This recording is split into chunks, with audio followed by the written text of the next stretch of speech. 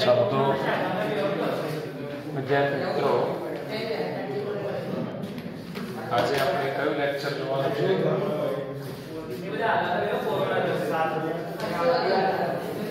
Chapter 13 lecture number 07.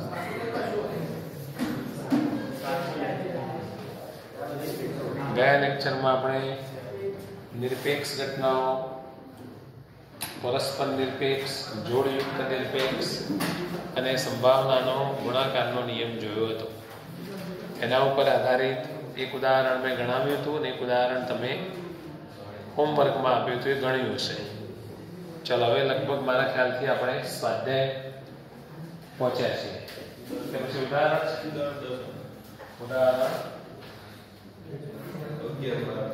Okay, બાકી છે ઉદાહરણ.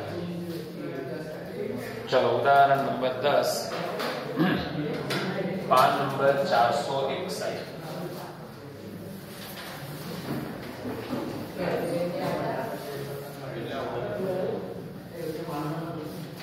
पान नंबर 461. चलो હવે હું વાંચું છું, તમે બધા પુસ્તકમાં જુઓ. એક પાસાને ફેંકવામાં આવે છે. ચોપડીમાં જુઓ. જો ઘટના ઈ પાસા પર મળતી સંખ્યા 3 નો ગુણિત છે અને f પાસા પર મળતી સંખ્યા યુગ્મ છે, તો ઈ અને f નિરપેક્ષ ઘટનાઓ છે કે નહીં તે નક્કી કરો. ચાલો તો પાસાને ફેંકવાથી મળતા પ્રયોગનો નિદર્શાવકાશ બોલો. 1, 2, 3, 4, 5, 6. હવે બે ઘટનાઓ આપી છે. ઘટના ઈ, બોલો અંદર જોઈને બોલો શબ્દોમાં. પાસા પર નો પૂર્ણાંક 3 નો ગુણિત હોય.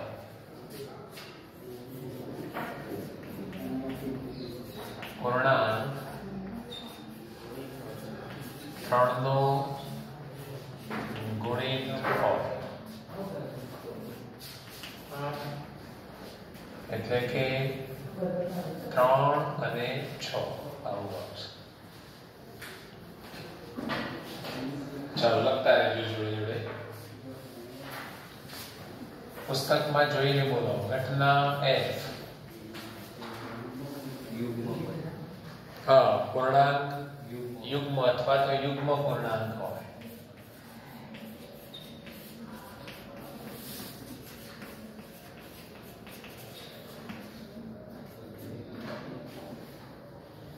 બોલો કયા ઘટકો આવશે? 2, 4 અને 6. આમાં શરતી સંભાવના નથી શોધવાની, એટલે પેલું નથી શોધવાનું, ધ્યાન રાખજો.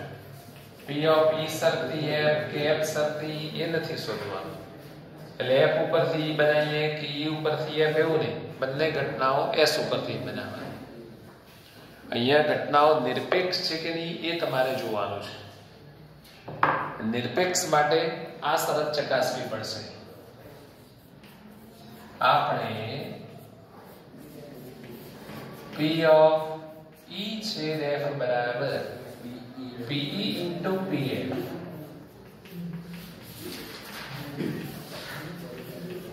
શરતની ચકાસણી કરીશું.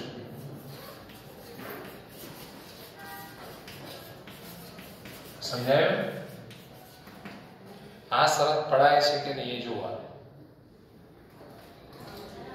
જો પડાતી હોય તો ઘટનાઓ નિરપેક્ષ છે અને ના પડાતી હોય તો નિરપેક્ષ નથી. નિરપેક્ષ ના હોય ને અવલંબી પણ કહેવાય છે.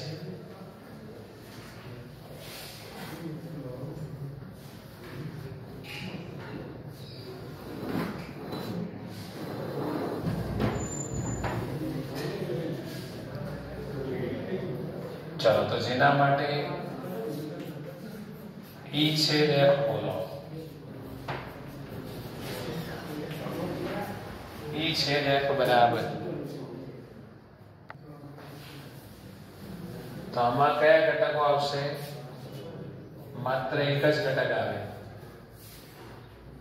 છેદગણ એટલે સામાન્ય ઘટકો, બંનેમાં એક જ ઘટક આવે 6.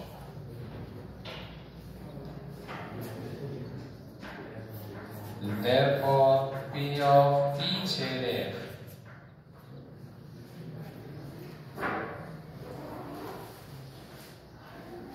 E છેદ F ની સંભાવના તમે બોલો 1/6.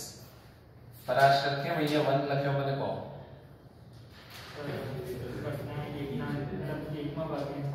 આમાં રહેલા ઘટકોની સંખ્યા ઉપર આવશે ભાગ્યા નિદર્શાવકાશના કુલ ઘટકો. સંભાવના એવી રીતે મળે. હવે તમે P into PF કરો. P into PF. ચલો P of E ની સંભાવના બે ઘટકો છે ભાગ્યા કુલ ઘટકો 6. PF 3 ભાગ્યા 6. ચલો 2 તરી 6 1 6 ઉડી જાય એટલે 1/6. તો આ બે સરખું થઈ ગયું જુઓ. Therefore P of E છેદ F બરાબર PE into PF થાય છે. તો શું તારણ ઉપર આવ્યા? E અને F કેવી છે ભાઈ? નિસર્ગ નિરપેક્ષ ઘટનાઓ છે.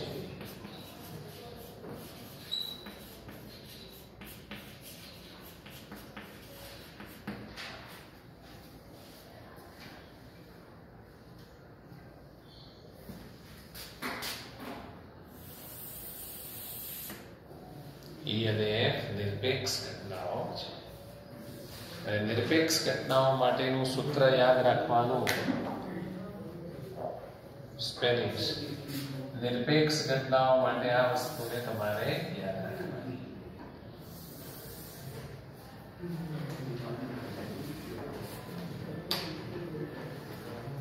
હવે જોઈએ ઉદાહરણ નંબર 2.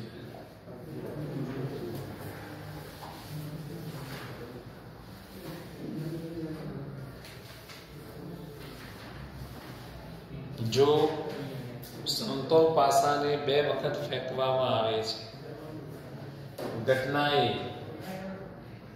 પ્રથમ પ્રયત્ને અયુગ્મ સંખ્યા મળે. ઘટના B બીજા પ્રયત્ને અયુગ્મ સંખ્યા મળે. તેમ હોય તો A અને B નિરપેક્ષ છે કે કેમ તે ચકાસો. બોલો આવડશે? જાતે ગણવા આપો તો.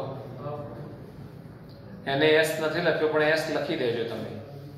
x y કે જ્યાં x બરાબર 1 થી 6 y બરાબર 1 થી 6 પછી એમાં કયા ઘટકો આવે એ લખજો. બરાબર? અને સીધું ઘટકોની સંખ્યા ખબર પડી જાય તો વાંધો નહીં. તમને આવડે એવું છે. ઓકે. એટલે એ ઘટનાઓ પણ નિરપેક્ષ સાબિત થાય છે. જો નીચે A અને B નિરપેક્ષ છે. ચલો હવે આપણે જોઈએ નંબર 12.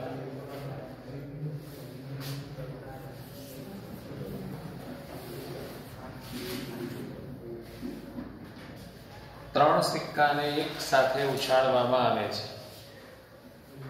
ધારો કે ઘટના E 3 છાપ અથવા 3 કાંટા, ઘટના F ઓછામાં ઓછી 2 છાપ અને ઘટના G વધુમાં વધુ 2 છાપ મળે તેમ દર્શાવે છે.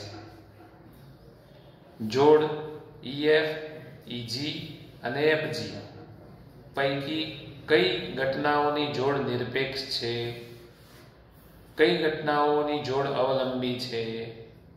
જેમ આમાં 2 જ ઘટનાઓ હતી તો E અને F માટે જોવાનું. આમાં 3 છે તો E અને F માટે જોવાનું, F અને G માટે જોવાનું, E અને G માટે જોવાનું. એમાં કોઈ નિરપેક્ષ હશે ને કોઈ નહીં હોય. ચાલો તો આપણે લખીએ. 3 સિક્કાને એક સાથે ઉછાળીએ છીએ. અહીં S બરાબર ત્રણ સિક્કાને એક સાથે ઉછાળો કે એક સિક્કાને 3 વખત ઉછાળો, બે સમાન વસ્તુ છે, બરાબર, નિદર્શાવકાશ લખવા માટે. તો હા, HT cross HT cross HT,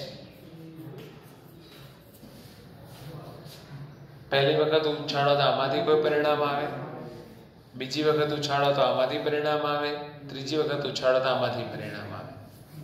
તો કુલ પરિણામોની સંખ્યા જોવા જાઓ તો 2 ગુણ્યા 2 ગુણ્યા 2 8 ઘટકો થશે, બરાબર. એ 8 ઘટકો આપણે આવી રીતે લખીએ, H આમ બી લખાય હો, આમ કૌંસ જેવું કરી H આમ પણ લખાય,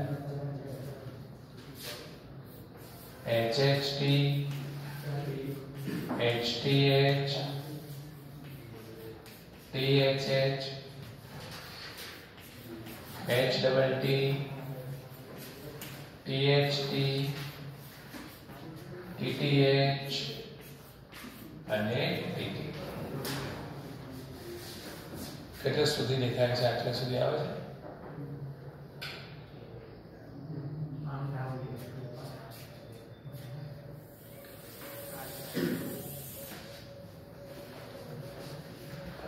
ચલો, ઘટના ઈ બોલો, પુસ્તકમાં જોઈને મને કહો.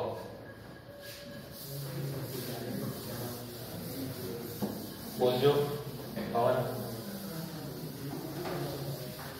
3 છાપ અથવા 3 કાંટા. 3 છાપ અથવા 3 કાંટા હોય. જો કે એની અંદર શબ્દોમાં લખ્યું છે, ના લખો તો ચાલી જાય, સીધા ઘટકો લખવા હોય તો લખાય. 3 છાપ અથવા 3 કાંટા.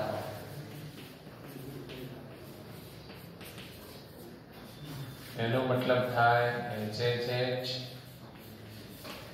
TTT.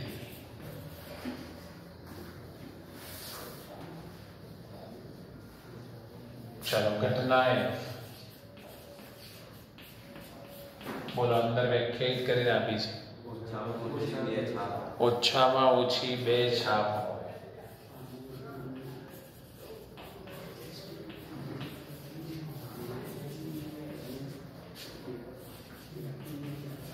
છાપ એટલે H.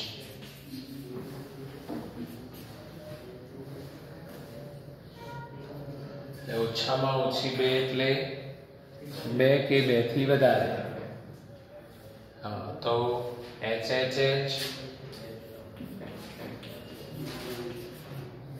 HHT HTH THH.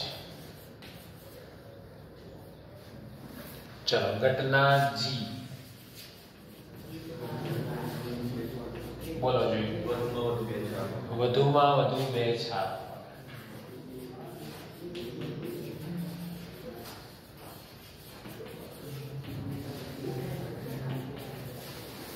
વધુમાં વધુ 2 છાપ એટલે 2 અથવા 2 થી ઓછી છાપ. તો 2 H વાળા લેવાના, 1 H વાળા લેવાના અને 1 H ના હોય એવા ઘટકો. HHT HTH THH HTT THT TTH TTT.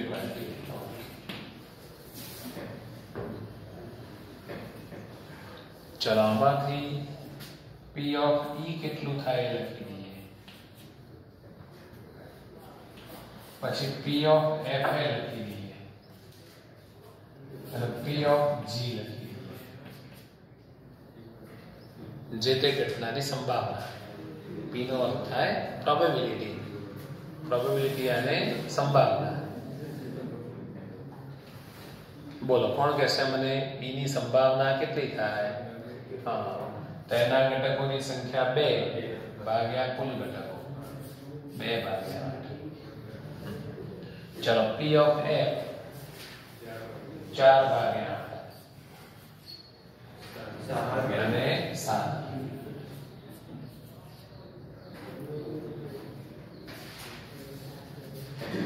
ચલો હવે હું એક જોડ માટે ગણાવું. E તથા F માટે ગણતરી કરી.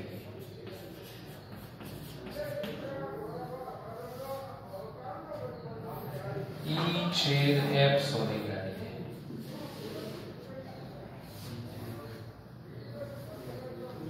ચલો આ બેનો છેદગણ મને લખાવો. H H H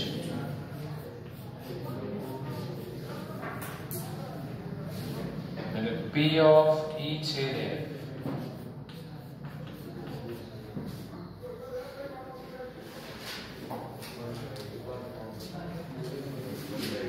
1/8.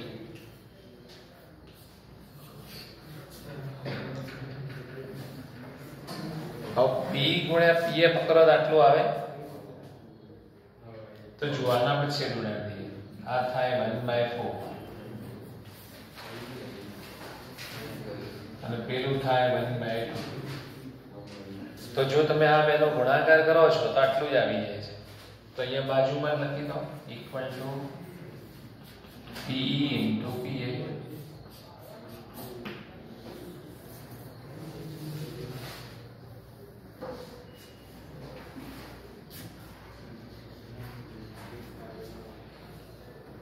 Therefore શું સાબિત થયું? E અને F નિરપેક્ષ છે.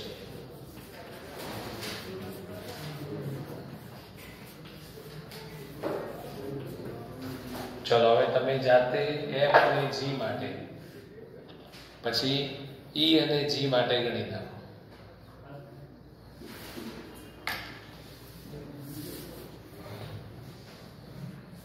એમાંથી કઈ નિરપેક્ષ છે અને કઈ અવલંબી છે એ તમે જોયું.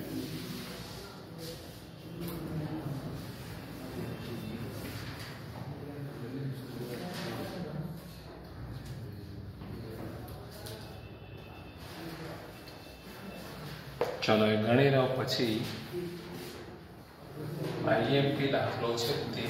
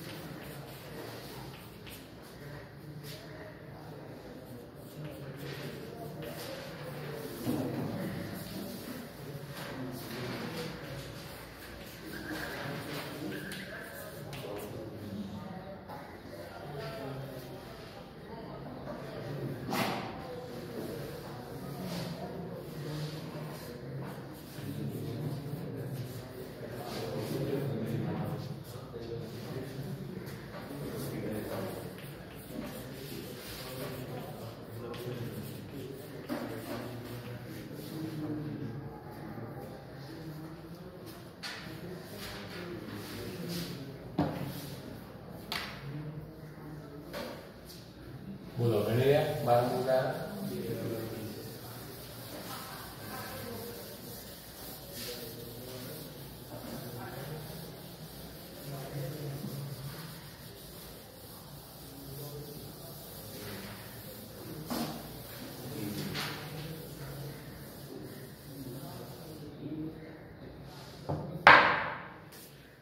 હવે અગત્યનું ઉદાહરણ શીખવાનું છે. જો E અને F નિરપેક્ષ ઘટનાઓ હોય તો સાબિત કરો કે E અને F' પણ નિરપેક્ષ બને છે. F' એટલે F ની પૂરક ઘટના, પૂરક ગણ પરથી બનાવી હતી. ચલો હવે થોડીક વાર માટે ધ્યાન આપો. જો હું અહીંયા કહું કે અહીં E તથા F નિરપેક્ષ છે માટે આવું લખી શકાય P of E છેદ F બરાબર નિસર્ગી P into PF લખી શકાય. આને આપણે એક નંબર આપી રાખીએ. કાલે કીધું હતું છેદનો ઇન્ટુ થઈ જાય એટલે નિરપેક્ષ ઘટનાઓ કહેવાય. આવો આપણે એક નિયમ યાદ રાખ્યો. અહીં છેદ હોય અને અહીંયા શું થઈ જાય? ઇન્ટુ થઈ જાય.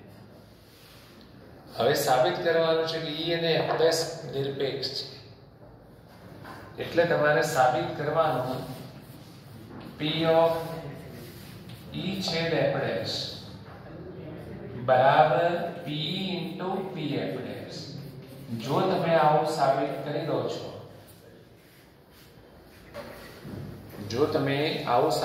દો છો, તો E અને F' નિરપેક્ષ સાબિત થઈ જાય છે. એવું સાબિત કરવા માટે હું અહીંયા એક વેન આકૃતિ દોરું છું.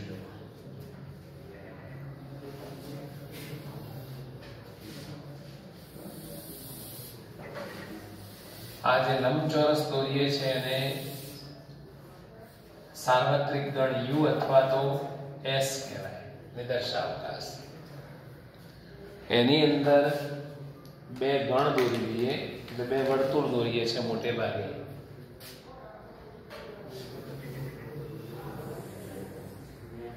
માનો કે આ છે E અને બીજો ગણ છે આ વર્તુળ દોર્યું જેને આપણે એમ કહીએ. આટલો ભાગ જો હું તમને પૂછું તો આ કયો પ્રદેશ કહેવાય? તો આ જે ભાગ છે એ E માં છે અને F માં નથી, એટલે E છેદ F' કહેવાય. E માં છે અને એટલે છેદ F માં નથી એટલે F' કહેવાય. આ જે વચ્ચેનો પ્રદેશ છે એ E છેદ F કહેવાય અને આ જે ભાગ છે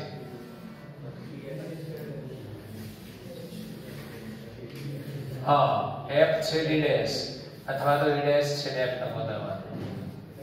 E માં નથી અને F માં છે. હવે અહીંયા જો આ બે જે વર્તુળો છે તમે માગા પાછા કરો, હથોડીથી આમ ફટકારીને આમ જ લાવવાના, તો આ ભાગ મોટો થાય, આ ભાગ નાનો થાય. જો પેલા વર્તુળને આમ ફટકારીને આમ લઈ જઈએ તો આ ભાગ મોટો થાય, પેલો ભાગ નાનો થાય. એટલે આ જે બે ભાગ છે એ કદી ભેગા ના થાય. એ બે ભાગ કદી ભેગા ના થાય. એવી રીતે આ બે ભેગા ના થાય. બરાબર? એટલે મારે અત્યારે જરૂર છે E છેદ F' ની, એટલે હું આની અને આની વાત કરું છું. તો આ જે બે પ્રદેશો છે એ કદી ભેગા ના થાય. આમ તમે હથોડીથી આને આમ મારો તો આ નાનું થશે અને આ મોટું થશે, આમ મારો તો આ મોટું થશે, આ નાનું થશે. મતલબ કે એ જે બે પ્રદેશો છે એમનો છેદ ગણ ખાલી ગણ રહેશે. કોનો કોનો હું કહું છું? E છેદ F' અને E છેદ F. એ બેનો છેદ ગણ હંમેશા ખાલી ગણ હોય અને છેદ ગણ ખાલી ગણ હોય એને નિવારક ઘટનાઓ કહેવાય. તો એ બે ઘટનાઓ પરસ્પર નિવારક થશે. એટલે જો આકૃતિ પરથી હું કહી શકું કે અહીં E છેદ F' અને E છેદ F પરસ્પર નિવારક છે. હવે તમને બે શબ્દોમાં સહેજ ગૂંચવાડો થશે અત્યારે. એક નિરપેક્ષ અને પરસ્પર નિવારક. આ બે શબ્દો જુદા છે, ધ્યાન રાખજો.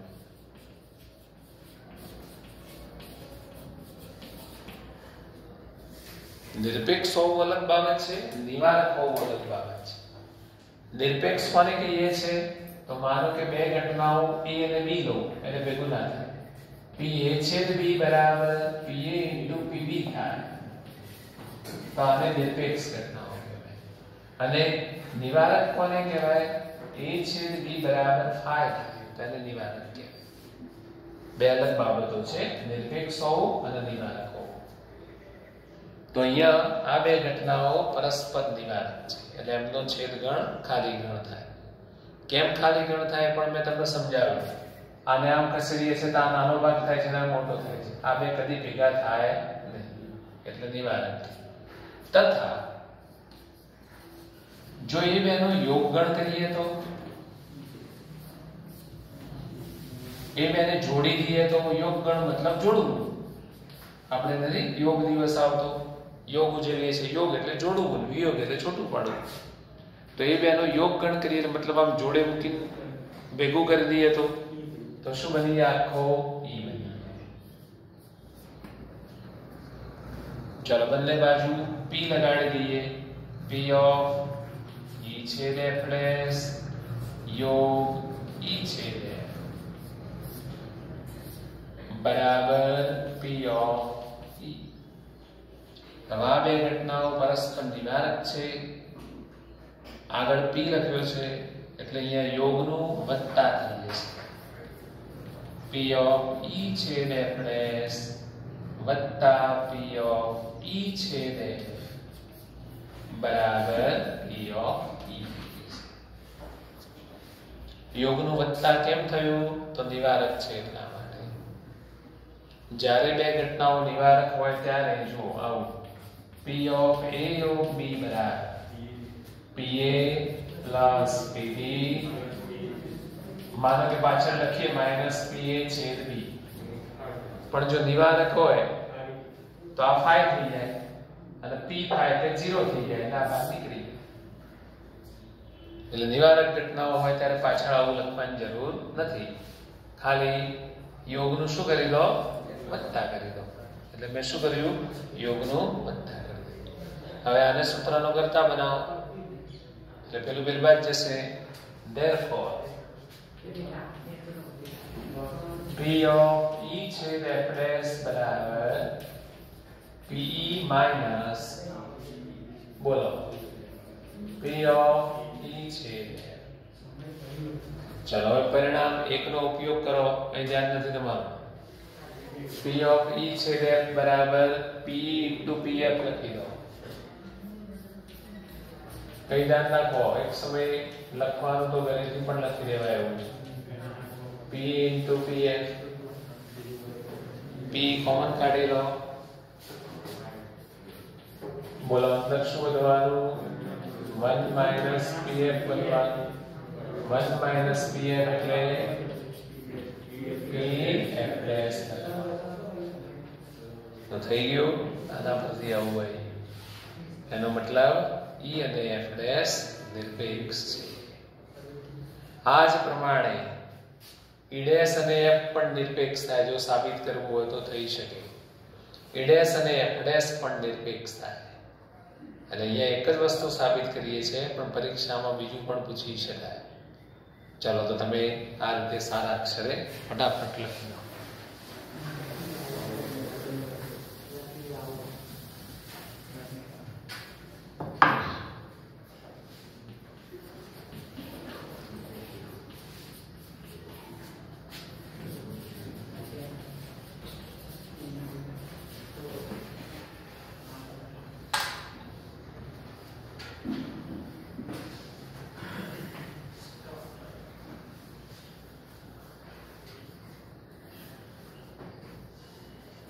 આપણા વિષયો સમજ શક્તિ ઉપર આધારિત છે, એટલે સમજાવતા ત્યારે ધ્યાન રાખવાનું. લખી દઈશું, ઘેરથી વાંચી દઈશું તો એ તો બધું લખેલું જ છે ચોપડીમાં.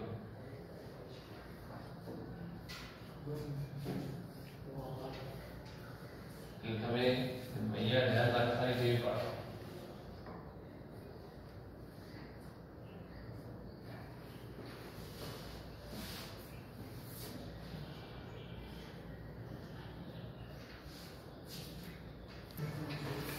જો પુસ્તકમાં નીચે લખીને આપ્યું છે આ જ પ્રમાણે e ડેશ અને f પણ નિરપેક્ષ સાબિત થાય, e ડેશ અને f ડેશ પણ નિરપેક્ષ છે એવું સાબિત થઈ શકે. ચલો હવે ઉદાહરણ નંબર 14.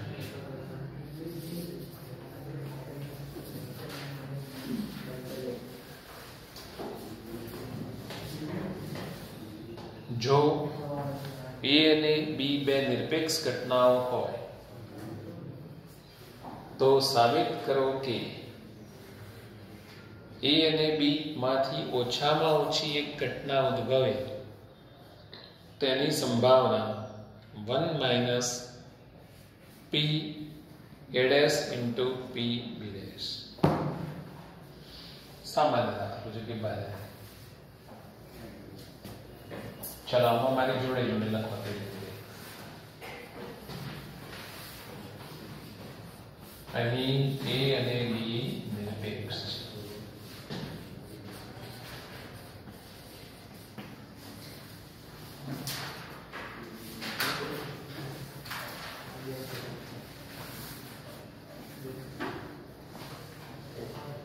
Therefore,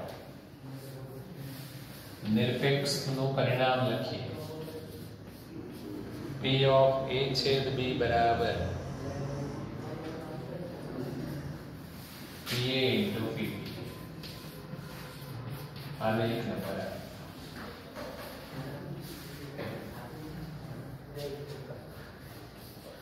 ચલો હવે P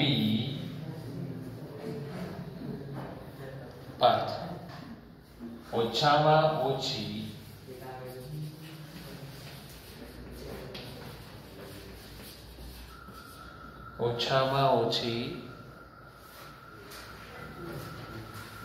એક ઘટના અથવા એક ઉદ્ભવે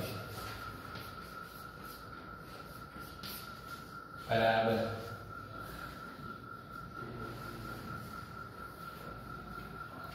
ચલો હવે ઓછામાં ઓછી એકનો અર્થ શું થાય એક અથવા એકથી વધુ એટલે અહીંયા બે જ છે એટલે એક અથવા બે એવો અર્થ થાય બરાબર એક અથવા બે એટલે તમે અથવા બોલો છો અથવા એટલે યોગ કહેવાય બરાબર તો P of A યોગ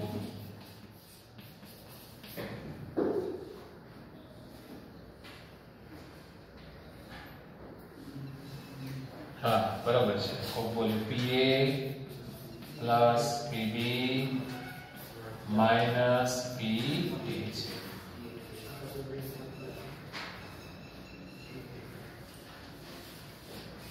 चलो परिणाम एक नो उपयोग करो तो PA plus PB minus PA into PB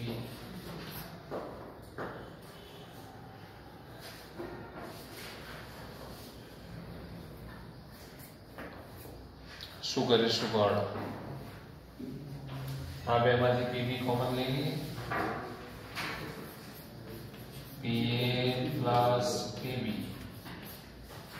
अंदर શું વધશે 1 minus PB લાવવાનું કેટલું છે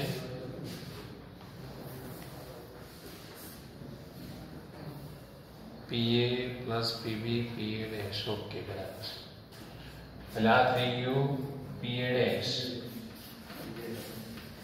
PA plus PB into PA dash બોલો હવે કઈ કોમન નીકળે છે ના તો શું કરીએ PA ની જગ્યાએ 1 minus PA dash લખી દઈએ 1 minus PA dash PB into PA dash એટલે આ બેમાંથી હા minus PA dash common minus કરતા 1 minus PB એટલે 1 minus PA dash into PB dash સરળ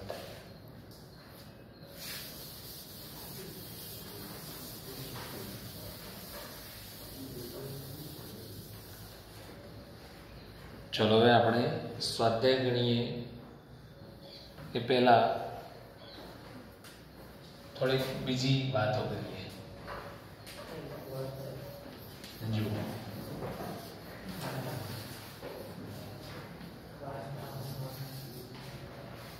પહેલા નિવારક અને નિરપેક્ષ વાળા શબ્દો ફરી એકવાર તમને સમજાવું. જો એક હતું પરસ્પર નિવારક, પણ હું ખાલી નિવારક જ લખું છું, અને બીજું હતું નિરપેક્ષ. હવે નિવારક હોવું એ ગાણિતિક ઘટનાઓ માટે કેવું શું હોય, અને બીજી વ્યવહારુ ઘટનાઓ અથવા વ્યવહારિક ઘટનાઓ માટે શું સમજવાનું? બરાબર. ગાણિતિક ઘટનાઓ માટે શું જોવાનું? જો બેનો છેદ ગણ ખાલી ગણ થઈ જાય તો એ નિવારક કહેવાય. અને છેદ ગણ અમુક ઘટનાઓમાં શોધી શકાતો હોય છે. આગળના દાખલાઓમાં તમે જોયું અંદર ઘટકો લખેલા હોય એટલે તમે છેદ ગણ શોધી શકો. પણ વ્યવહારિક ઘટનાઓમાં કેવી રીતે છેદ ગણ શોધવો? તો એમાં છેદ ગણ નહીં શોધવાનો. એમાં આપણે આવો અર્થ કરવાનો કે એક ઘટના ઉદ્ભવે ત્યારે બીજી ના ઉદ્ભવે. એટલે જો પહેલી ઘટના ઉદ્ભવે તો બીજી ના ઉદ્ભવે, અને બીજી ઉદ્ભવે તો પહેલી ના ઉદ્ભવે. આને નિવારક ઘટનાઓ કહેવાય. જેમ કે એમ કહું કે ભાઈ સોમવારે પહેલો તાસ ગણિતનો અથવા ફિઝિક્સનો છે. ગણિત મને બે સાહેબો આવ્યા છે, બીજું કોઈ આવ્યું જ નથી એવું માની લો, તો ગણિતનો અથવા ભૌતિક વિજ્ઞાનનો છે તો એ ઘટનાઓ નિવારક બની. જો ગણિતનો તાસ હોય તો ફિઝિક્સ વાળા સાહેબ ના આવે, ફિઝિક્સ વાળા સાહેબ આવે તો ગણિત વાળા ના આવે. હજુ એક ઉદાહરણ આપું. ધોરણ 12 પછી અભ્યાસ માટે તમે કાં તો વિદેશ જશો, આ એક ઘટના, કાં તો ભારતમાં રહીને ભણશો, આ બીજી ઘટના. તો આ બે ઘટનાઓ પણ નિવારક થઈ. વિદેશ જશો તો ભારતમાં નહીં હોય, ભારતમાં હશો તો વિદેશ નહીં જાઓ. તો વ્યવહારિક ઘટનાઓ માટે નિવારકનો એવો અર્થ કરવાનો. બરાબર. નિરપેક્ષમાં શું હોય? તો ગાણિતિક ઘટનાઓ માટેનું પેલું સૂત્ર PA/V બરાબર PA × જ્યારે વ્યવહારિક ઘટનાઓ માટે શું? તો જે ઘટનાઓને એકબીજા સાથે કશું લેવા દેવા જ ના હોય એને નિરપેક્ષ ઘટનાઓ કહેવાય. કોઈ સંબંધ જ ના હોય, નાવાની જોવાનો હોય. જેમ કે શાળામાં બેલ પડવો અને મારા ઘરે લાઈટ જવી, એ બેમાં કોઈ સંબંધ ખરો ના. તો એવી જે ઘટનાઓ છે એને કેવી કહેવાય? નિરપેક્ષ ઘટનાઓ કહેવાય. તો નિરપેક્ષ હોવું, નિવારક હોવું બે અલગ બાબતો છે. આ શું બે શબ્દો મળતા આવે છે ને એટલે છોકરાઓને ઘણી બધી મિસઅન્ડરસ્ટેન્ડિંગ થઈ જાય. એટલે મેં તમને અહીંયા સમજાવ્યું. તમને ખબર જ 11માં એક પ્રકરણ આવતું હતું, તર્કવાળું પ્રકરણ. એમાં અથવા ગાણિતિક તર્ક, અથવાનો ઉપયોગ બે અર્થ રીતે થતો હતો. એક સમાવેશ વિકલ્પ અને એક બીજો નિવારક વિકલ્પ. ખબર હોય તો એ નિવારક છે. સમાવેશ વિકલ્પ અને નિવારક વિકલ્પ બે જગ્યાએ અથવા વપરાય. હું એમ કહું મારા ઘરે આજે દૂધી અથવા બટાટાનું શાક છે, તેમાં સમાવેશ વિકલ્પ કહેવાય. દૂધીનું એકલાનું શાક હોય, બટાટાનું એકલાનું હોય, અથવા બેનું ભેગું હોય. ખબર પડી? બે ભેગું સમાવેશ બંનેનો કરી શકાય એટલે સમાવેશ વિકલ્પ કહેવાય. જ્યારે નિવારક વિકલ્પમાં એક બને તો બીજું ના બને, બીજું બને તો પહેલું ના બને, એને નિવારક કહેવાય. તો આ રીતે આ બે શબ્દોનો સ્પષ્ટ અર્થ તમે સમજી ગયા હશો એવી આશા સાથે આજનું લેક્ચર આપણે પૂર્ણ કરીએ છીએ. Have a nice day.